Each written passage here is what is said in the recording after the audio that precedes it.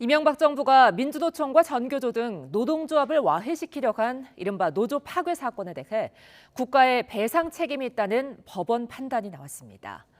법원은 국가가 피해를 본 노동조합에 모두 2억 6천여만 원을 배상하라고 판결했습니다.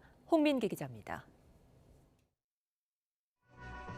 지난 2009년 이명박 정부 국가기관들이 정부의 비판적인 노동조합을 분열시키기 위해 공작을 벌인 이른바 노조 파괴 사건. 당시 타임오프제, 복수노조 등 고용노동부가 추진하던 주요 시책에 반대하는 노조들을 분열시키는 게 목적이었습니다. 하지만 그 속내에는 민주노총, 전국교직원 노동조합, 전국공무원 노동조합을 이른바 3대 종북 좌파 세력으로 규정하고 와해하려 한 국정원의 음모가 있었습니다. 고용노동부는 민주노총 세력을 꺾기 위해 국정원 특수활동비를 받아 제3노총인 국민노총 설립을 주도했고, 국정원은 전교조를 상대로 지속적인 사찰을 벌이고 법의 노조 통보에 개입하는 등 적극적으로 와해를 시도하기도 했습니다.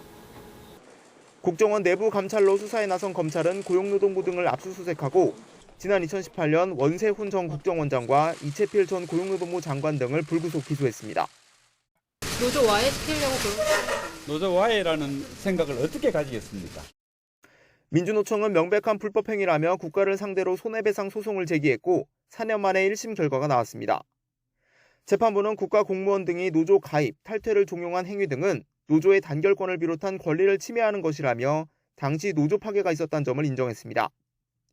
이에 따라 국가가 민주노총에 1억 원, 전국교직원 노동조합에 7천만 원, 전국공무원 노동조합에 5천만 원 등 모두 합쳐 2억 6천여만 원을 지급하라고 판결했습니다. 윤석열 정부도 마찬가지로 이번 판결을 좀 보고 현재 가지고 있는 반노조, 노조 혐오, 이 정책에 대한 근본적인 변화가 필요하다고 생각합니다. 원 전 국정원장은 각종 정치 공작을 지시한 혐의 등으로 징역 9년과 자격정지 7년을, 이 전 장관은 징역 1년에 집행유예 2년을 선고받고 형이 확정됐습니다. YTN 홍민기입니다.